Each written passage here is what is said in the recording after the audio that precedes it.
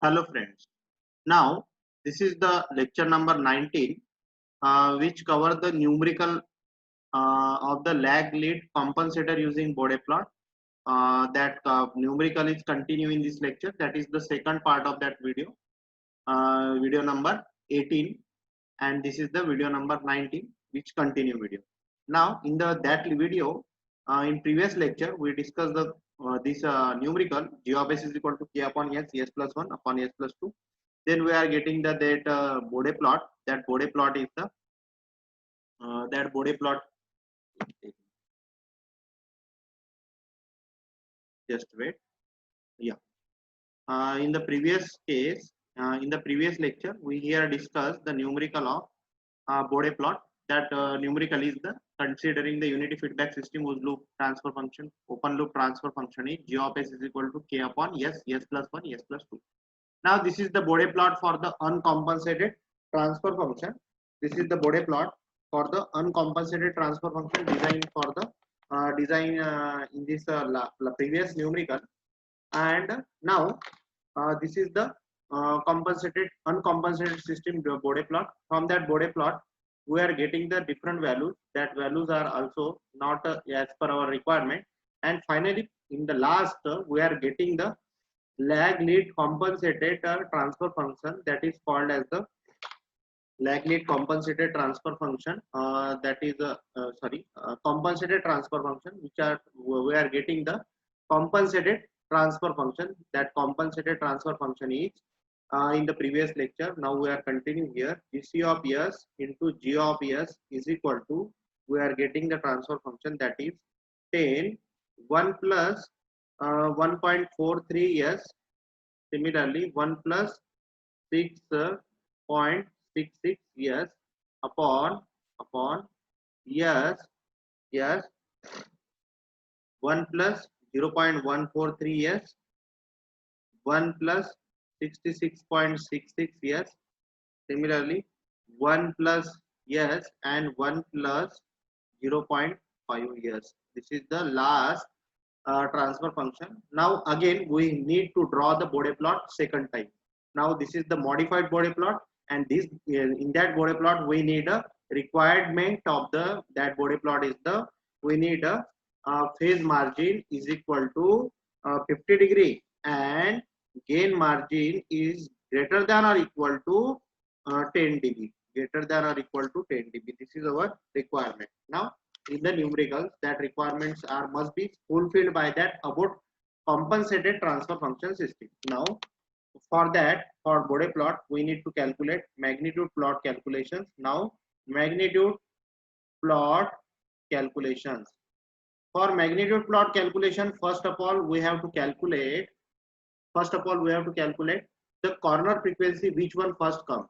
Now there are the two zeros, 1 and 2. There are the 4 poles, 1, 2 and 3 and 4.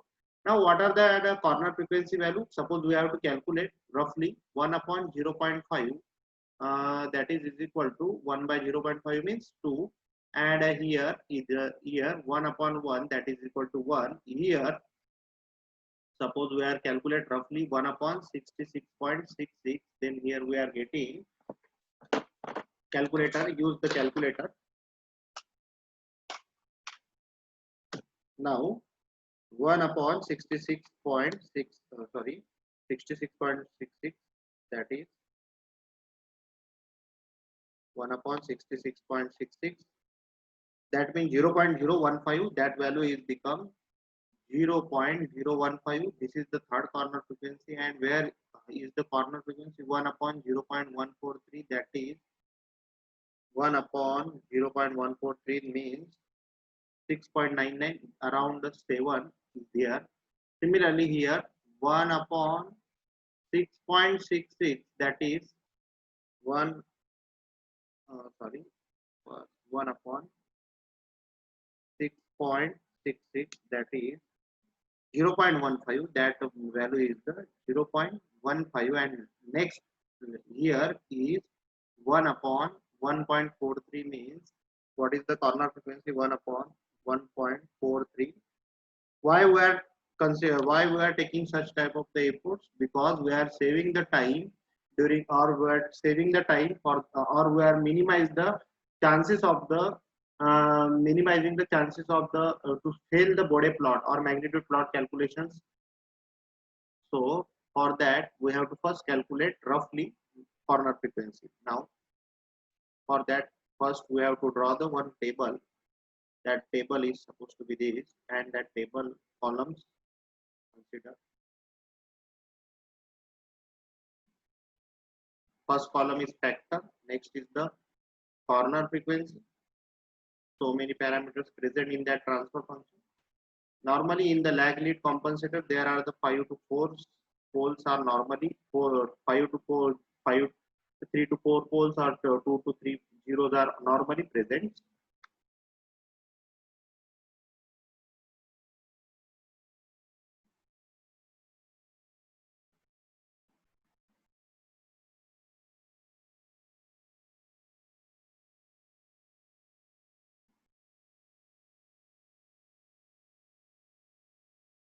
Now,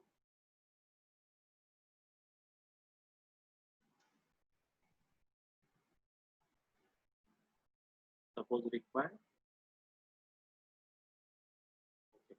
Now, first parameter is for the magnitude plot is factor. Please use book, pen and semi-log paper during that numericals. Don't use shortcut method. Corner frequency and characteristics of slope. How the slope is characterized. Now where k is equal to again here 10 in Bode plot. The compensated transfer function k is equal to 10. That is k. Now corner frequency is no present for the k. So then 0 dB slope, 0 dB per decade of slope is equal to कितीचा राहील 20 log to the base 10 into k, that is 20 log to the base 10 k, that is 10, that is किती येऊन राहिलेला 20 dB. 20 dB is a constant slope line, 0 dB. Similarly, next is the 0 at pole, pole at 0. Okay, pole at 0 or 0 at 0 जो असेल तो आता pole at 0 आहे 1 by s, that is by default their corner frequency is 1 rad per second. Then minus 20 dB decade line is cross from 1 rad per second. That is initial slope we are getting. Initial slope किती मिळेल minus 20 dB per decade नी आपला Bode plot start होईल, magnitude plot start होईल. Now next corner frequency 1 नंतर परत आता पहिली 1 झाली ही. आता याच्यामध्ये सगळ्यात कमी कोणती आहे बघून घ्या एकदा. आपण आता ऑलरेडी कॅल्क्युलेट केलेला आहे 0.7 आहे. ज्याच्यानंतर पहिली 0.7 आहे. नेक्स्ट आहे तो द ओमेगा C1 कोणती राहील याच्यामधली 0.15 आहे, 0.7 आहे, 0. त्याच्यानंतर 7 आहे, 0.015 आहे अँड 2 आहे. तर 0.015 पहिले येईल ऑब्विसली. नेक्स्ट ओमेगा C2 कोणती राहील तुमची नेक्स्ट कॉर्नर फ्रिक्वेन्सी आपण ऑलरेडी रफली कॅल्क्युलेट केलेला आहे. तर बघा, तर आपल्याला हे 0 हे भेटलं. नेक्स्ट कोणती राहील 0.015 नंतर सगळ्यात मोठी व्हॅल्यू. त्याच्यानंतर व्हॅल्यू कोणती आहे 15 नंतर 0.15, 0.015 नंतर आहे नेक्स्ट व्हॅल्यू 0.15. ओमेगा C3 किती राहील कॉर्नर फ्रिक्वेन्सी थर्ड वाली 0.7 राहील. ओके, त्याच्यानंतर फोर्थ वाली कोणती राहील फोर्थ कॉर्नर फ्रिक्वेन्सी बघून घ्या. 0.7 नंतर कोणती मोठी व्हॅल्यू येते 2 येत आहे 0.7, 0.7 नंतर 0.15, 2 आणि 7 येत 2 आणि ओमेगा C5 किती येईल 7. बरोबर 1 2 3 4 5 5 कॉर्नर फ्रिक्वेन्सी राहील कारण 2 झिरोज आणि 3 पोल्स आहेत तर ऑब्विसली 4 कॉर्नर. तर ओमेगा C1 कशावर मिळत आहे तुम्हाला ओमेगा C1 कशाची होती याची म्हणजे पोलवर मिळत आहे. त्याच्यानंतर ओमेगा C2 कशावर मिळत आहे तुम्हाला 0.15 0 वर मिळत आहे. सिमिलरली 0.7 कशावर मिळत आहे तुम्हाला ते पण 0 वर मिळत आहे. सिमिलरली ओमेगा C4 म्हणजे ओमेगा C4 कशावर मिळत आहे? ओमेगा C4 2 वर, म्हणजे 2 म्हणजे कोण आहे? 2 म्हणजे तुमचा काय आहे? परत सॉरी, ओमेगा C4 तुम्हाला 1 भेटेल, कारण 1 आहे ना कॉर्नर फ्रिक्वेन्सी, तर पोल वर भेटेल. त्याच्यानंतर ओमेगा C5 तुम्हाला कितीवर भेटेल? 2 वर, आणि omega C6 total 6 corner frequency तुम्हाला इथे मिळणार 7 वर. बरोबर. तर अशा पद्धतीने कॉर्नर फ्रिक्वेन्सी तुम्ही काढल्या. 1 2 3 4 5 6 6 पॅरामीटर आहे, तर 6 कॉर्नर फ्रिक्वेन्सी तुम्हाला इथे भेटणार. नाव पहिली कॉर्नर फ्रिक्वेन्सी कशाची मिळत आहे? आपण बघितलं होतं ओमेगा C1 0.015 म्हणजे पोलची. Simple pole. सिंपल पोल कशावर मिळत आहे? Simple pole 1 upon 1 plus 1 upon 1 plus हा कशावर भेटला? 0.015. हा मिळाला आपल्याला 1 प्लस 666s.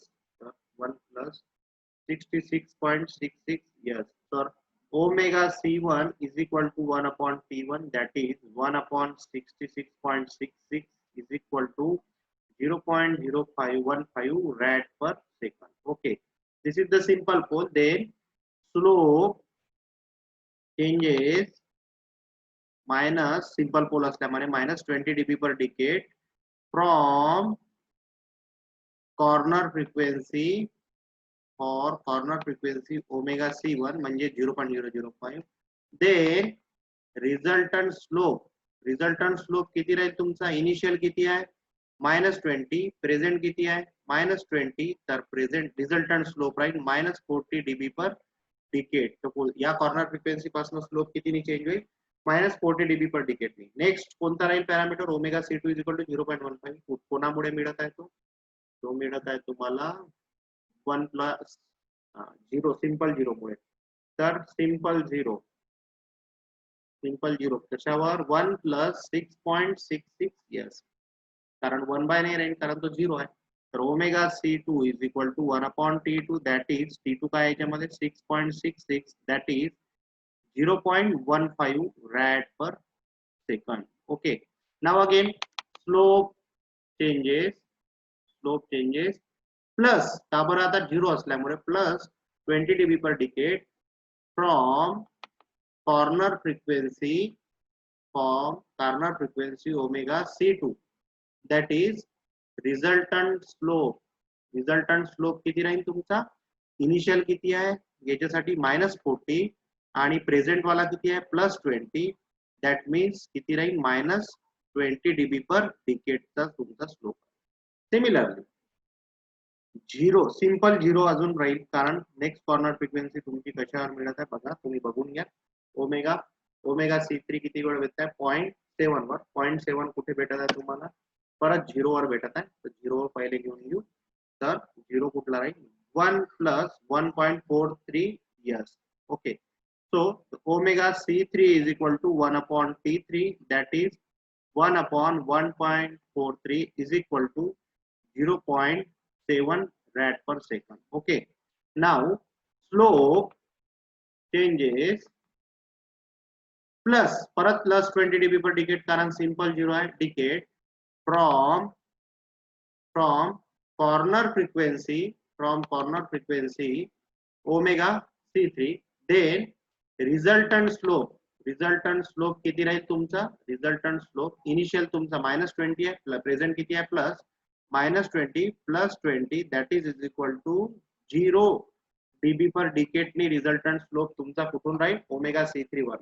नाव आता ओमेगा C3 झालं. ओमेगा C4 कितीवर भेटताय? 1 रॅड पर सेकंड वर, म्हणजे 1 प्लस यस आपल्याला घ्यावं लागेल pole. That pole is the simple pole, that is s plus 1, that omega C4 is equal to 1 upon T4, that is 1 by 1, that is 1 rad per second. Now slope changes again pole असल्यामुळे -20 dB per decade from corner frequency omega C4. The resultant slope काय राहील तुमचा? Resultant slope initial किती आहे? 0, present किती आहे? -20, तर resultant किती राहील? -20 dB per decade तुमचा resultant slope. Now next parameter, that is to येणार नेक्स्ट कॉर्नर फ्रिक्वेन्सी. 2 कशामुळे येत आहे तुमची 1 प्लस 0.5 एस मुळे. तर सिंपल पोल मुळे येत आहे. Now simple pole that is 1 sorry 1 plus 0.5 yes. So omega c5 is equal to 1 upon t5, that is 1 upon 0.5, that is mean 2 rad per second is the next corner frequency. Then simple pole amino slope changes again minus 20 dB per decade from corner frequency omega c5,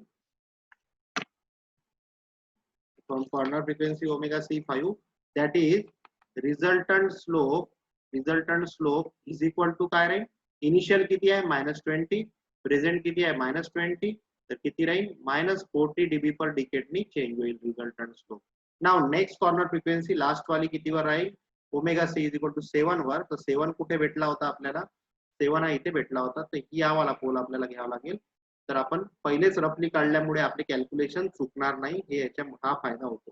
corner frequency बरोबर आपल्याला in sequence मिळतात. तर 1 upon 1 plus 0.143 yes, that is omega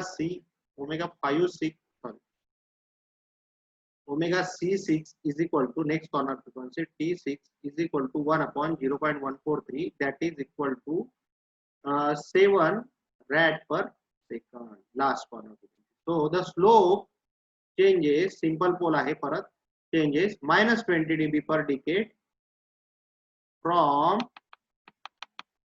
omega c6. Then resultant slope c6 म्हणजे 7, resultant slope किती राहील -40 present आहे, previous आहे, आणि प्रेझेंट किती आहे -20, तर रिझल्टंट होईल -60 dB पर डिकेड नी हा स्लोप चेंज होईल. This is the calculations for the magnitude plot. तर अशा पद्धतीने मॅग्निट्यूड प्लॉटचे आपण काय केले कॅल्क्युलेशन्स केले. पहिले रफली कॉर्नर फ्रिक्वेन्सीज काढून घेतल्या सिक्वेन्स मध्ये, कारण आपला हा सिक्वेन्स प्रॉपर राहील तेव्हाच आपला मॅग्निट्यूड प्लॉट हा प्रॉपर येईल. तर आपण सिक्वेन्स मध्ये ते केलं. ओके, ना नेक्स्ट आता आपण काय करू, एक सेमीलॉग पेपर घेऊ. त्या सेमीलॉग पेपर मध्ये आपण मॅग्निट्यूड प्लॉट ड्रॉ करण्याचा प्रयत्न.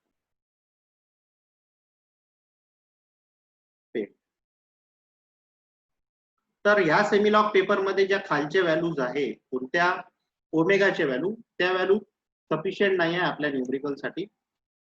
त्या व्हॅल्यू कोणत्या कोणत्या राहतील पहिले कॉर्नर फ्रिक्वेन्सीज तुम्ही बघून घ्या कुठे आहे आपल्या.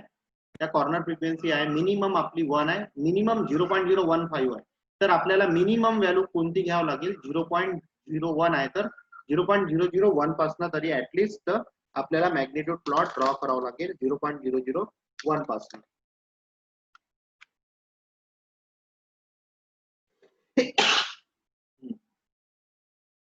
ओके, तर मॅग्निट्यूड प्लॉट आपण 0.01 पासून स्टार्ट करू शकतो त्याचं फ्रिक्वेन्सी.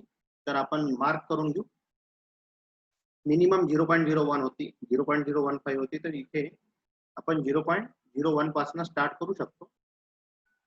तर हा इथून चालू होईल 0.01. तर हा किती राहील 0.1, हा किती राहील 1, हा राहील 10, हा राहील 100, हा राहील 1000 आणि हा राहील तुमचा 10,000.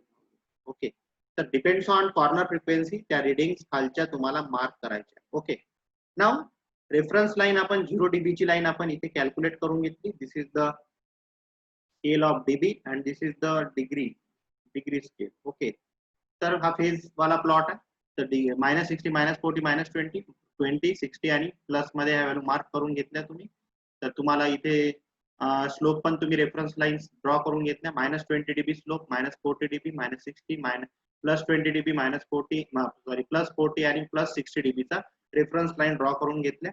सिमिलरली म्हणजे कशासाठी, जेव्हा आपण स्लोप ड्रॉ करू तेव्हा सेट स्क्वेअर सोबत आपण या लाईन्सला पॅरलली लाईन ड्रॉ करू शकतो. बरोबर. सिमिलरली इथे फेज प्लॉट साठी -90 -120 30 30 च्या डिफरन्सनी स्केल मार्क करून घेतल्या फेज डिग्री इन डिग्री मध्ये. ओके, नाउ आता आपला मॅग्निट्यूड प्लॉट्स आपल्याला जर ड्रॉ करायचा आहे तर तो आपण ड्रॉ करू. पहिली स्टेप काय k = 10. तर पहिले 0 dB पर डिकेडचा स्लोप मिळते कितीचा 20 dB चा. तर तो स्लोप इथे मार्क करून घेऊ आपण. तर तो आपण रेड लाईननी सपोज तुम्ही मार्क करून घेऊ. ओके, तर 20 dB पर डिकेटचा स्लोप आपल्याला इथे मिळेल. ओके, हा मिळाला. आणि इथे आपण मार्क करून घेऊ. काय लिहून घेऊ? इथे लिहून घेऊ 20 dB. 20 dB चा constant slope which represent the effect of 20 log to the base 10. k ची व्हॅल्यू किती होती? 10. ओके ओके, ते रिप्रेझेंट करत आहे k ची value. That is k is equal to 10. Now this is the represent the effect of constant k value. Now next calculation, pole at 0, that is corner frequency by default 1 rad, then minus 20 dB per decade line is become crosses from 1 rad per second. तर minus 20 dB per decade ची line कोणाला cross करेल? 1 rad per second मधून cross करेल. आणि initial slope minus 20 dB per decade बोडे प्लॉटचाही मिळतो. तर पहिले आपण minus 20 dB per decade ची लाईन घेऊन घेऊ आणि ती स्लोप ती काय करणार, ती आपल्या मेन या लाईन मधनं म्हणजे 1 dB 1 रॅड पर सेकंड मधनं जाईल. 1 रॅड पर सेकंड मध्ये म्हणजे इथले जाईल, या पॉइंट मधून ती जायला पाहिजे, या पॉइंट मधून ती जाईल. तर 20 dB ची लाईन आपण आता बघू. तर 20 dB ची लाईन म्हणजे ही लाईन कोणती? minus 20 dB per decade ची लाईन. याला ही पॅरलल राहील, त्याला ती पॅरलल काढून घेऊ आपण.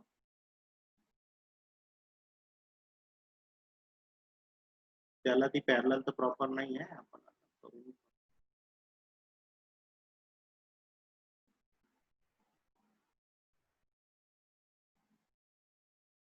आय थिंक आता पॅरलल झालेली आहे. ती 0 मधून पण गेली पाहिजे आणि 20 dB च्या लाईनला ती पॅरलल पण असली पाहिजे आणि ती इथे समोर टच करायची. आपण समोर ते इथे टच करायची. ठीक आहे. तर ही झाली तुमची लाईन. ती कशाचा रिप्रेझेंट करेल? इफेक्ट 1 रॅड पर सेकंड मधून ती जाईल.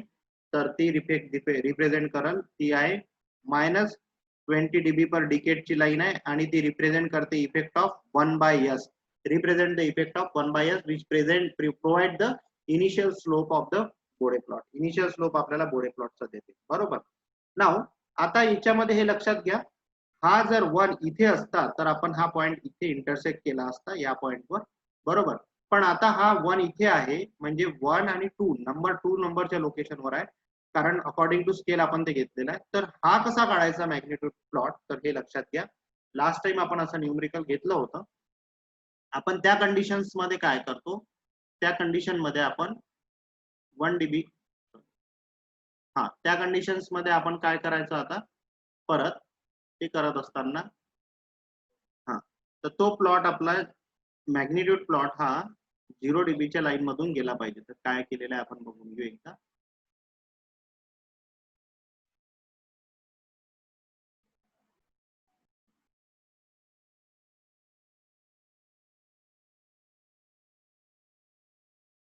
या तर आता काय करतो आपण, पॅरलल लाईन एक जसं आता ह्या 1 डिग्रीवर आपण काय करतो, एक पॉइंट इथून इंटरसेक्ट करतो याच्यावर. बरोबर. 1 रॅड पर सेकंड वर आपण इथून हा क्रॉस होत आहे 1/s ची लाईन, तिथे एक पॉइंट आपल्याला भेटेल. हा पॉइंट जो भेटला याच्यातून काय होते, आपला बोडे प्लॉट जातो. पण त्याला पॅरलल एक फेंट लाईन आपण काय करून घेतो, ड्रॉ करून घेतो अशा कंडिशन मध्ये. कारण 1 इथे आहे, जर 1 इथे असता तर डायरेक्टली आपण क्रॉस ड्रॉ केला असता. पण हा 1 इथे असल्यामुळे आपल्याला आता त्याला -20 dB पर डिकेडला लाईन पॅरलल ड्रॉ करावं लागेल. कारण -20 dB पर डिकेडला का बरं? इनिशियल स्लोप किती आहे आपल्या मॅग्निट्यूड प्लॉटचा? इनिशियल स्लोप आपण आताच काढला, तो आहे -20 dB पर डिकेड. म्हणून तो तसाच 20 dB पर डिकेडचा स्लोपच आपल्याला तिथे ड्रॉ करावा लागेल. तर ती लाईन पॅरलल कोणातून जाईल? ती लाईन जाईल या पॉइंट मधनं पॅरलल. ठीक आहे. पण तो स्टार्ट कुठून होईल? तिकडून समोरून होईल ना, म्हणून याला तो पॅरलल असला पाहिजे ह्या फेंट लाईनला. एक मिनिट आपण ही लाईन प्रॉपर ड्रॉ करून घेऊ. तर ही फेंट लाईन जी आहे ग्रीन कलरची, तर ती कशातून जात आहे? या पॉइंट मधनं 1 रॅड पर सेकंड. हा पॉइंट आपण इंटरसेक्ट केला, कारण कॉन्स्टंट लाईनच्या इंटरसेक्टिंग पॉइंट मधून बोडे प्लॉट जातो. पण अशा कंडिशन मध्ये आपण काय करतो, आता हा कम्प्लीट करून घेऊ इथे. ओके. तर हा तुम्हाला मॅग्निट्यूड प्लॉट जेव्हा तुम्ही ड्रॉ कराल तर जवळपास तुम्ही हा ड्रॉ कराल, हा तुम्ही जेव्हा ड्रॉ कराल जवळपास 80 पर्यंत ड्रॉ करून घ्याल. ठीक आहे. तर मॅग्निट्यूड प्लॉट तुम्ही +80 पर्यंत ड्रॉ करून घ्या. नाव आता मेन मॅग्निट्यूड प्लॉट आपल्याला जर करायचा आहे तर आपण स्टार्ट करू आता मेन मॅग्निट्यूड प्लॉट. तर तो कसा स्टार्ट होईल? नाव इनिशियल स्लोप काय होता आपल्या मॅग्निट्यूड प्लॉटचा? Initial slope is the -20 dB per decade. Initial slope is the -20 dB per decade. कुठपर्यंत? Next corner frequency initial slope पहिल्या कॉर्नर फ्रिक्वेन्सी पर्यंत राहील किती 0.015. तर पहिली कॉर्नर फ्रिक्वेन्सी किती आहे 0.015. तर 0.015 पासून इनिशियल स्लोप राहील -20 dB पर डिकेट. तर ह्या स्लोप पर्यंत राहील -0.015 पर्यंत -20 dB पर डिकेट. तर करा स्लोप. तर 0.015 कुठे मार्क कराल तुम्ही 0.01 आणि हा 0.02 आहे. तर 0.01 तुमचा कुठे राहील. पहिले कॉर्नर फ्रिक्वेन्सी सगळ्या मार्क करून घेऊ. ते काम आपण आधी करून घेऊ. ओके 0.015 आहे कॉर्नर फ्रिक्वेन्सी पहिली. तर त्या पहिले मार्क करून घेऊ म्हणजे त्या कशा सोप्या जातील आपल्याला नेक्स्ट कॉर्नर फ्रिक्वेन्सी वरनं मग कॅल्क्युलेशन करायला. तर आपण कॉर्नर फ्रिक्वेन्सी मार्क करून घेऊ. तर पहिली कॉर्नर फ्रिक्वेन्सी आता ऑब्विसली 0.01 आहे आणि हे 0.02 आहे. तर याच्या मधात काय येईल 0.02. This is the sorry 0.015 that is the omega C1. Next corner frequency किती आहे आपली. Next corner frequency is 0.15. 0.15. Next is the 0.7. 0.15 and 0.7. 0.15 कुठे येईल 0.15. आता हे 0.1 आहे आणि 0.2 आहे. तर हे इथे येईल 0.15 that is omega C2. and 0.7 कुठे येईल 0.1, 0.2, 0.3, 0.4, 0.5, 0.6, 0.7. This is the 0.7 that is omega C3. Next corner frequency आता चेक करून घ्या परत. Next corner frequency is the 1, 2 and 7. 1, 2 and 7. Next corner frequency is आता 1 वर आहे. Next corner frequency is at 1 that is omega C4. 1, 7 म्हणजे 1 नंतर 2, 3, 4, 5, 6, 7. 7 वर एक राहील आणि 2 वर एक होती. हा ओमेगा इथे 2 वर तर 2 वर एक आहे ओमेगा C4 C5 आणि 7 वर आहे ओमेगा C6. तर अशा पद्धतीने एवढ्या कॉर्नर फ्रिक्वेन्सी आपण मार्क केल्या. या कॉर्नर फ्रिक्वेन्सी मार्क केल्यावर त्याला काय करायचं त्या लाईन्स फॉन्ट लाईन्स एक ड्रॉ करून घ्या. गाईडलाईन्स त्या लाईन्स आपल्याला गाईडलाईन म्हणून कामी पडतील. तर ती कशी राहील आता जसं की हे 0.15 ची लाईन आहे ती एक ड्रॉ करून घ्या पहिले वर.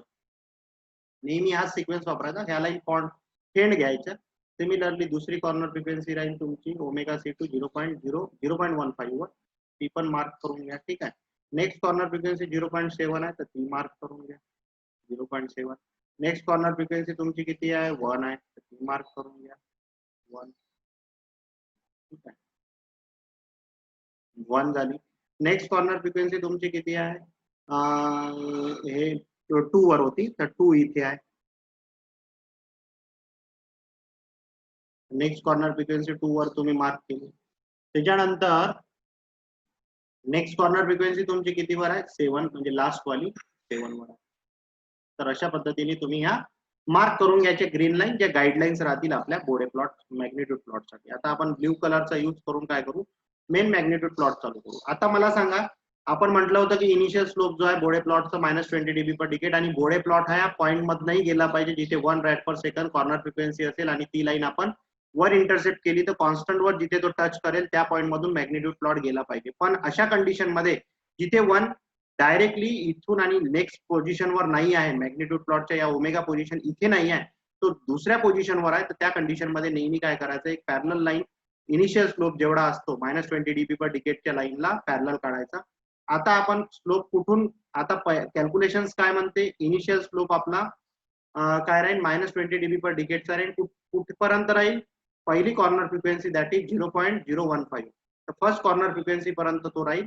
तर फर्स्ट कॉर्नर फ्रिक्वेन्सी पर्यंत तो राहील आणि कुठून जाईल तो नक्की जाईल या लाईन मधून कारण ती लाईन कुठून चालली या इंटरसेक्टिंग पॉईंट मधनं म्हणजे तो स्टार्ट कुठून होईल इथून स्टार्ट होईल आणि नेक्स्ट कॉर्नर फ्रिक्वेन्सी पर्यंत जाईल. तर नेक्स्ट कॉर्नर फ्रिक्वेन्सी पर्यंत तो गेला. थोडा डार्क काढून घेऊ magnitude plot.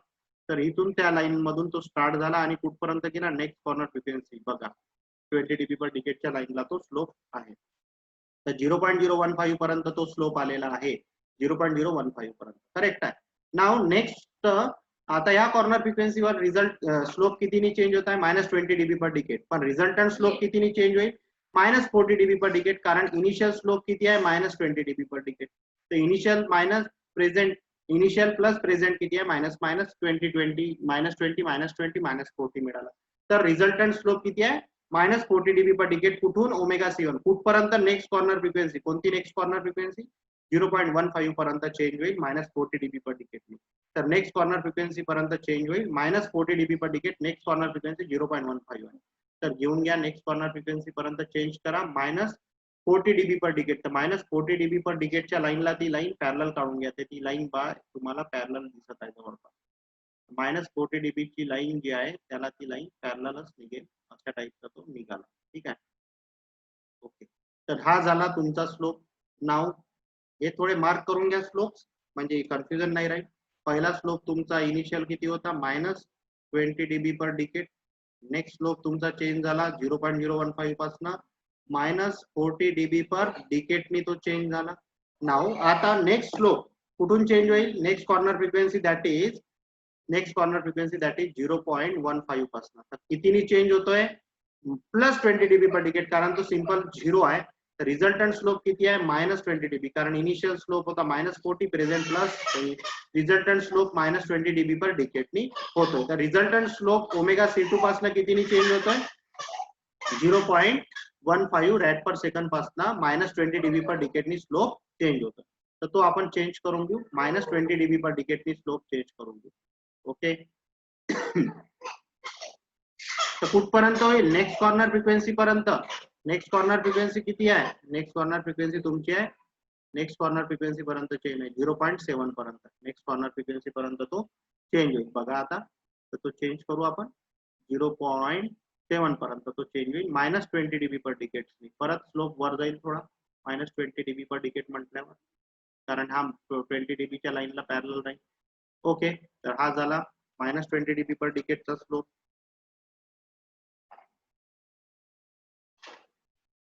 Okay. Now next corner frequency is the 0.7. आता 0.7 पासून कितीने चेंज होत आहे बघू. नाव आता next corner frequency is the 0.7. Now at 0.7 the slope again changes plus 20 dB कारण 0 आहे. परत कितीने स्लोप चेंज होईल रिझल्टंट स्लोप 0 dB नी कारण प्रेझेंट किती आहे प्रिव्हियस किती आहे मायनस 20 आणि परत चेंज होत आहे प्लस 20 नी. तर किती होणार 0 dB पर डिकेटनी चेंज होईल. कितीनी होईल 0 dB पर डिकेटनी स्लोप चेंज होईल. कुठून 0.7 पर्यंत 0.7 पासून कुठपर्यंत next corner frequency 1 rad per second पर्यंत. नेक्स्ट कॉर्नर फ्रिक्वेन्सी पर्यंत 1 रॅड पर सेकंड पर्यंत चेंज होईल. ओके. तर तो चेंज करू आपण. तो अशा पद्धतीने चेंज केला. ओके. हा झाला चेंज. तर हा कितीचा स्लोप झाला हा झाला तुमचा 0 dB पर डिकेटचा स्लोप झाला. ओके. नाव नेक्स्ट कुठपर्यंत 1 रॅड पर सेकंड पर्यंत तुमचं सॉरी चुकला परत चेक कारण आपण दोन लाईन क्रॉस केल्या एकच लाईन करावी लागते कारण ग्रीन लाईन ही एक नेक्स्ट 1 रॅड पर. तर हा झाला तुमचा 0 dB चा स्लोप इथपर्यंतच होईल ना. तर हा स्लोप झाला तुमचा 0 dB पर डिकेटचा स्लोप झाला. Okay. Now next corner frequency is 1 rad per second. 1 rad per सेकंडला बघा 1 रॅड पर सेकंडला कितीने स्लोप चेंज होत आहे मायनस 20. तर रिझल्टंट किती येत आहे मायनस 20 dB पर डिकेट कारण इनिशियल 0 आहे प्रेझेंट किती आहे मायनस 20. तर मायनस 20 dB पर डिकेटनी स्लोप चेंज होईल. कुठून 1 पासून 2 पर्यंत 1 पासून 2 पर्यंत चेंज करा स्लोप मायनस 20 dB पर डिकेटनी परत स्लोप खाली येईल. ओके. मायनस 20 dB ला फॉलो करत हे लाईन इथं आलेलीच आहे ऑलरेडी इथे घेऊन घेऊ कुठपर्यंत नेक्स्ट कॉर्नर फ्रिक्वेन्सी 2 पर्यंत. परत आपण लिहून घेऊ त्याच्यावर स्लोप हा आला परत स्लोप मायनस 20 dB पर डिकेटनी हा स्लोप. परत next corner frequency is 2. Next corner frequency is 2. Again slope changes minus 20 dB पण रिझल्टंट किती आहे इनिशियल मायनस 20 प्रेझेंट मायनस 20 40 आहे इज द रिझल्टंट मायनस 40 नी चेंज होईल स्लोप कुठपर्यंत चेंज होईल नेक्स्ट कॉर्नर फ्रिक्वेन्सी 7 पर्यंत. नेक्स्ट कॉर्नर फ्रिक्वेन्सी 7 पर्यंत मायनस 40 नी स्लोप चेंज होईल. परत करा मायनस 40 नी म्हणजे थोडा खाली येईल स्लोप. आता हा आला मायनस 40 ला फॉलो करत. ओके. मायनस 40 च्या लाईनला स्लोप फॉलो करेल पॅरलल लाईन काढून घ्या मायनस 40 ला आणि हा तुम्हाला भेटणार मायनस 40 dB पर डिकेटची line. Okay. Now next corner frequency is last is the 7. Now 7 वर कितीने चेंज होत आहे आता 7 वर चेंज होऊन राहिलेला आहे बघा अगेन मायनस 20 dB. रिझल्टंट आहे मायनस 60 dB कारण इनिशियल स्लोप मायनस 40 होता आणि प्रेझेंट आता परत मायनस 20 आहे. तर मायनस 60 dB पर डिकेटनी स्लोप तुमचा चेंज होईल. तर परत आपण काय करू घोडे प्लॉट ड्रॉ करू. तो बोडे प्लॉट आपण इथे -60 dB पर डिकेटनी खाली येईल परत. तर अशा पद्धतीने हा बोडे मॅग्निट्यूड प्लॉट तुमचा खाली आला. हा कुठपर्यंत काढू शकतो आपण, पण थोडंसं आणून सोडून द्यायचा -60, कारण नेक्स्ट कॉर्नर फ्रिक्वेन्सी त्याला आहे नाही म्हणून तो कुठे काढू -60 dB. तर अशा पद्धतीने आपण मॅग्निट्यूड प्लॉट ड्रॉ करतो. ठीक आहे. तर हा झाला तुमचा मॅग्निट्यूड प्लॉट. आता नेक्स्ट प्लॉट आपण कुठला कॅल्क्युलेट करतो, phase plot. Now next plot is the phase plot calculation.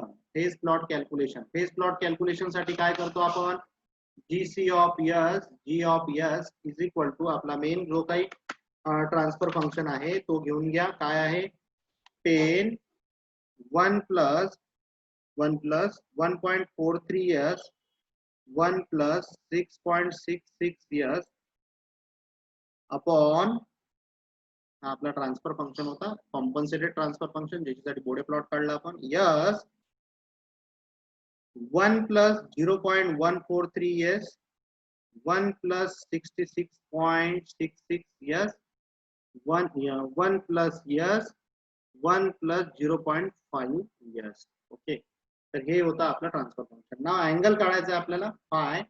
कसा काढतो त्याच्यात आपण काय पुट करतो, जे omega put S is equal to j omega, then GC of j omega, G of j omega is equal to 10 1 plus 1.43 j omega 1 plus 6.66 j omega upon j omega 1 plus 0.143 j omega 1 plus 66.66 j omega 1 plus j omega and 1 plus 0.5 j omega. Okay. Now angle काढायचा आपल्याला phi. Phi is equal to, or is called as a phi r, angle of GC of j omega, G of j omega is equal to, कसं राहते directly काढून घेऊ आता. Angle of 0 किती 10 किती भेटणार, 0 plus tan inverse of angle of 1 plus 1.43 जे omega काय असते 1.43 ओमेगा प्लस न्यूमरेटर मध्ये आहे म्हणून प्लस मध्ये tan inverse of 6.66 omega minus 90. आता tan angle of j omega 1 upon j omega काय आहे ते -90 मायनस 1 अपॉन आहे म्हणून minus tan inverse of 0.143 omega minus 1 upon आहे तर tan inverse of 66.66 omega minus tan inverse of omega आणि minus last variable tan inverse of 0.5 omega. किती variable आहे याच्यामध्ये 1 2 3 4 5 6 7 व्हेरिएबल्स राहतील तुमचे रिझल्टंट फाय काढायसाठी. तर तुम्ही जेव्हा टेबल ड्रॉ कराल आता त्याच्यात तुमचे किती व्हेरिएबल राहतील, तुमचे 7 व्हेरिएबल 8 व्हेरिएबल तुमचे राहतील.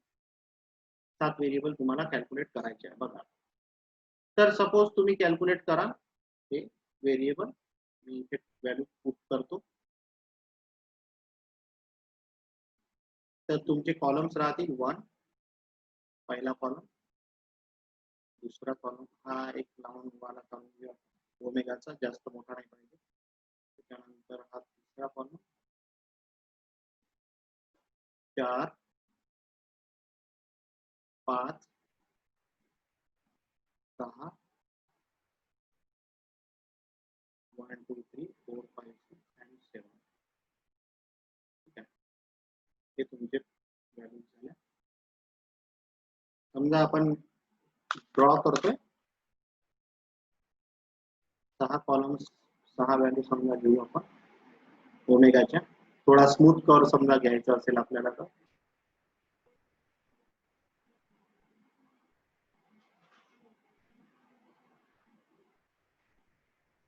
ठीक आहे. तर याच्यात आपण काय करतो, पहिले पुट याच्यात पुट करतो ओमेगा. दुसरा पॅरामीटर कुठला आहे 1 बाय जे ओमेगा, म्हणजेच त्याला -90 लिहितो आपण. तिसरा कोणता आहे tan इनवर्स ऑफ 6.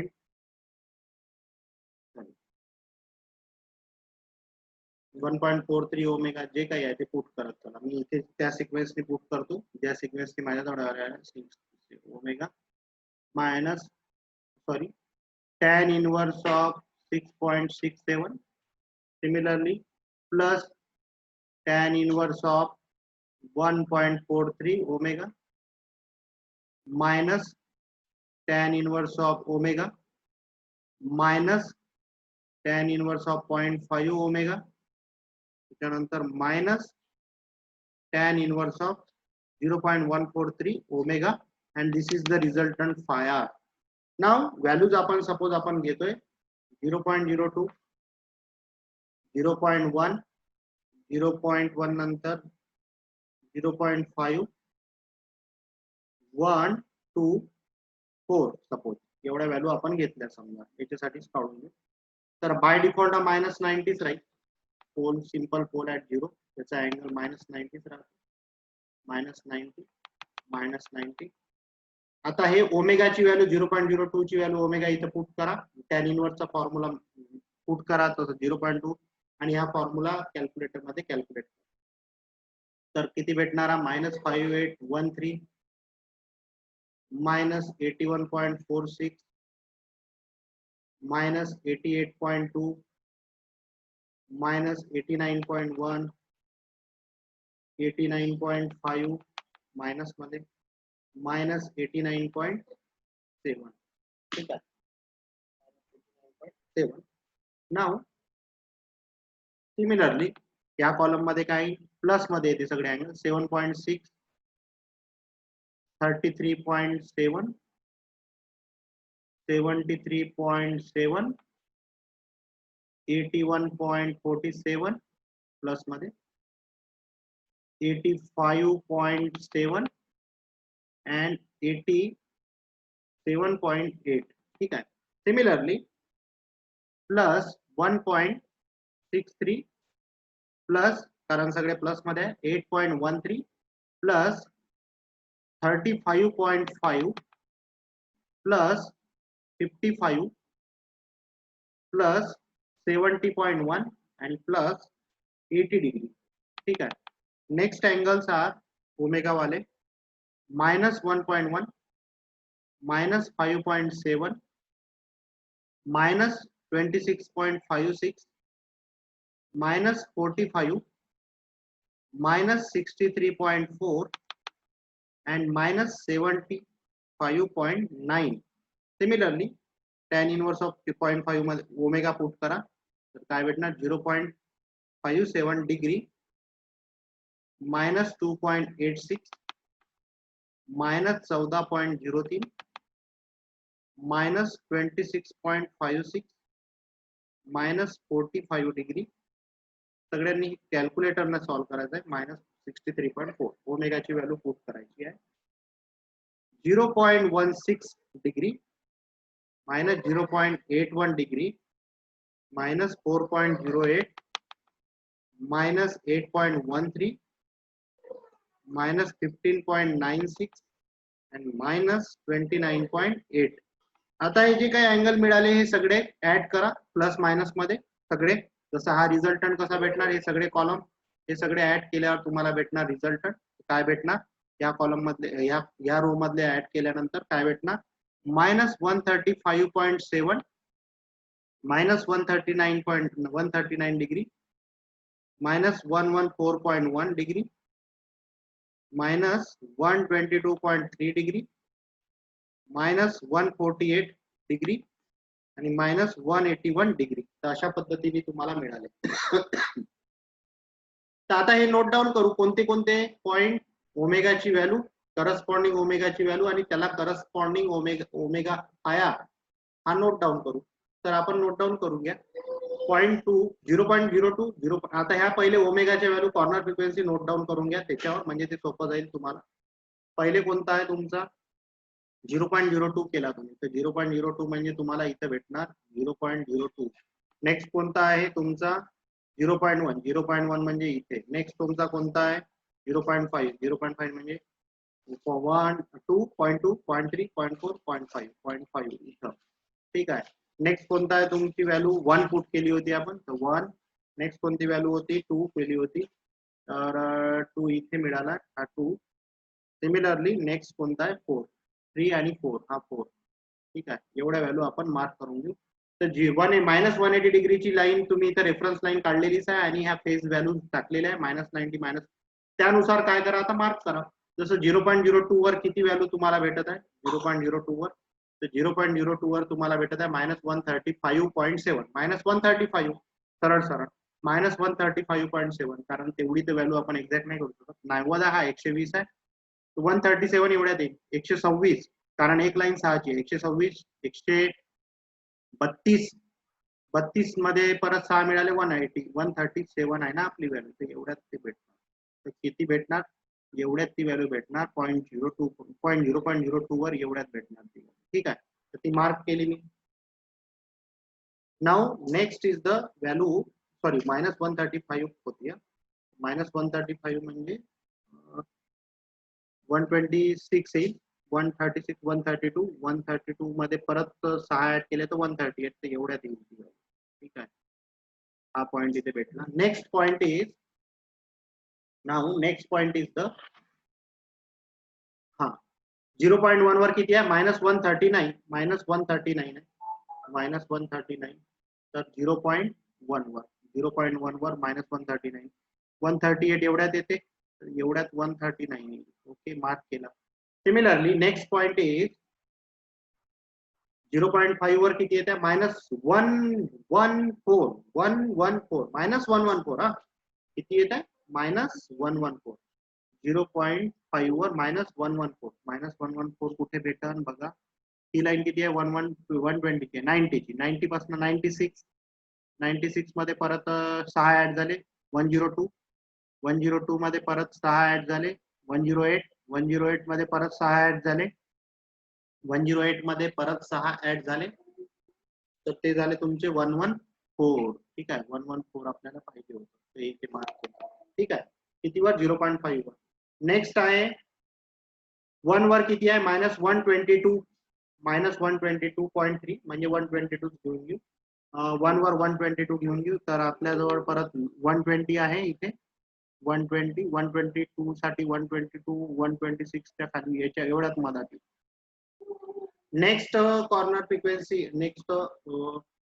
2 वर किती घेतलं -148 2 वर घ्या -148 2 वर घ्या 2 वर -148 आता बघा 120 आहे 126 मध्ये परत 6 ऍड केले 132 परत 6 ऍड केले 138 140 हे 150 आहे तर एवढ्यात येईल 148 हा 148 एवढ्यात येईल 2 वर ठीक आहे next point last point is 4 वर घेतला होता -181 4 वर -181 4 वर हा 80 आहेच आपला 4 वर एवढ्यात येईल तो 4 वर म्हणजे एवढ्यात पॉइंट येईल ठीक आहे कारण 4 वर -181 आहे तर हा नोट डाऊन हा जो ग्राफ आहे तुम्ही आता काय करा हा ग्राफ जोडून घ्या हा ग्राफ आपण आता जोडून घेऊ तर हा ग्राफ आपल्याला असा भेटलेला आहे अशा पद्धतीने हा ग्राफ भेटलेला आहे नाउ आता असा हा ग्राफ जो भेटला अशा पद्धतीने आपण फेज प्लॉट आणि मॅग्निट्यूड प्लॉट ड्रॉ करतो हे मी तुम्हाला कंप्लीट स्टेप काढून दाखवल्या आता ड्रॉ झाल्यानंतर सेमिलॉक पेपरवर तो असा दिसतो सगळ्यांनी याच्यावर लक्ष जास्त द्या तर सेमिलॉक पेपर मध्ये आपण ड्रॉ केला आता मला एक सांगा ही 0 dB ची लाईन आहे ही 0 dB ची लाईन आहे जिथे मॅग्निट्यूड प्लॉट हा 0 dB ला लाईनला क्रॉस करते ती लाईन जर आपण इथं क्रॉस करते ही लाईन जर खाली घेऊन गेलो तर काय मिळते आपल्याला त्या लाईन मध्ये आणि फेज मध्ये म्हणजे फेज प्लॉट मध्ये जो मार्जिन भेटते त्याला काय म्हणतो आपण फेज मार्जिन ती फेज मार्जिन किती आहे बघा लाईन मोजा तुम्ही 1 2 3 मोजून घ्या 1 2 3 4 5 6 7 8 साईन 48 आणि हे थोडा वर मार्जिन आहे म्हणजे थोडेसे म्हणजे अप्रॉक्सिमेट हा फेज मार्जिन किती आहे 50 डिग्री जे आपल्याला पाहिजे होती आणि phase cross over frequency phase margin आणि इथं जे भेटणार तुम्हाला ओमेगा जीसी किती मिळाली 1.3 वर भेटली किती वर मिळाली 1.3 रॅट पर सेकंड वर म्हणजे ओमेगा जीसी तुम्हाला भेटली 1.3 सिमिलरली फेज प्लॉट जो आहे हा तुमचा फेज प्लॉट जो आहे हा तुमचा 180 डिग्री लाईनला जिथं क्रॉस करते ती पॉइंट जर वर घेऊन गेलो आपण आणि 0 DB लाईन जी आहे आणि मेन प्लॉट जो आहे त्याच्यामध्ये जे मार्जिन आपल्याला त्या लाईनवर मिळते त्याला काय म्हणतो आपण, गेन मार्जिन. आणि ते गेन मार्जिन किती आहे, जवळपास किती लाईन आहे, 1 2 3 4, जवळपास किती आहे, 12 डिग्री. किती आहे, 12 डिग्री. आपल्याला किती पाहिजे होती गेन मार्जिन, असं दिलेलं आहे gain margin greater than or equal to 10, 10 किंवा 10 पेक्षा जास्त चालेल. आणि ते गेन मार्जिन किती भेटली आपल्याला, 12. म्हणजे ते गेन मार्जिन पण आपल्याला स्पेसिफाईड पाहिजे तेवढी भेटलेली आहे. सिमिलरली ती लाईन जर आपण खाली आणली तर तिथे जे फ्रिक्वेन्सी मिळणार आपल्याला कितीवर मिळाली, त्याला म्हणतात फेज क्रॉस ओव्हर फ्रिक्वेन्सी. ते भेटली 3.9 रॅड पर सेकंड. तर अशा पद्धतीने बोडे प्लॉट वरून आपल्याला या व्हॅल्यू भेटल्या. तर आपण जो बोडे प्लॉट आता ड्रॉ केला त्या बोडे प्लॉट वरून ऍक्च्युअल सेमिलॉग पेपरवर जर ड्रॉ केला तर अशा व्हॅल्यू मिळतात. तर सगळ्यांनी प्रॅक्टिस करणे गरजेचं आहे. आणि आपल्याला कोणत्या व्हॅल्यू मिळाल्या मग, ज्या स्पेसिफाय होत्या from Bode plot to for compensated network. Compensated network साठी जो बोडे प्लॉट काढला आपण, कॉम्पन्सेटेड नेटवर्क और सिस्टीम साठी, तर त्याच्यात काय मिळालं आपल्याला, ओमेगा जीसी आपल्याला भेटलं 1.3 RAD per second. Omega PC मिळाली आपल्याला 3.9 RAD per second. Phase margin आपल्याला जे पाहिजे होती तेवढीच भेटली 50 डिग्री. अँड गेन मार्जिन मिळाली 12 डिग्री, जेवढे आपल्याला 12 डिग्री मिळाली. बरोबर. तर जवळपास 10 किंवा 10 पेक्षा जास्त पाहिजे, 10 किंवा 10 एवढी, 10 किंवा 10 पेक्षा जास्त जर असेल गेन मार्जिन तर ते चालते, गिवन दिलेला आहे. तर फेज मार्जिन 50 पाहिजे होती, गेन मार्जिन 10 किंवा 10 पेक्षा जास्त पाहिजे होती, ते मिळाली. So this is the design lead compensator. तर लॅग लीड कॉम्पन्सेटर तुमचा बरोबर डिझाईन झालेला आहे. कारण तुमचे जे स्पेसिफिकेशन होते न्यूमरिकल मध्ये, जे न्यूमरिकल दिलं होतं त्याच्यात जे स्पेसिफाय केलं होतं ते तुम्ही अचीव्ह केलेलं आहे. फेज मार्जिन आणि गेन मार्जिन तुम्ही अचीव्ह केलेली आहे जेवढी तुमच्या न्यूमरिकल मध्ये स्पेसिफाय केली होती. तर हे न्यूमरिकल सगळ्यांनी पेशन्सनी सॉल्व्ह करायचं आहे. 2 व्हिडिओ नंबर 18 आणि व्हिडिओ नंबर 19 दोन्ही कंटिन्यू मध्ये बघून ते व्हिडिओ न्यूमरिकल सॉल्व्ह करायचे. Thank you for patience for watching this video. Thank you.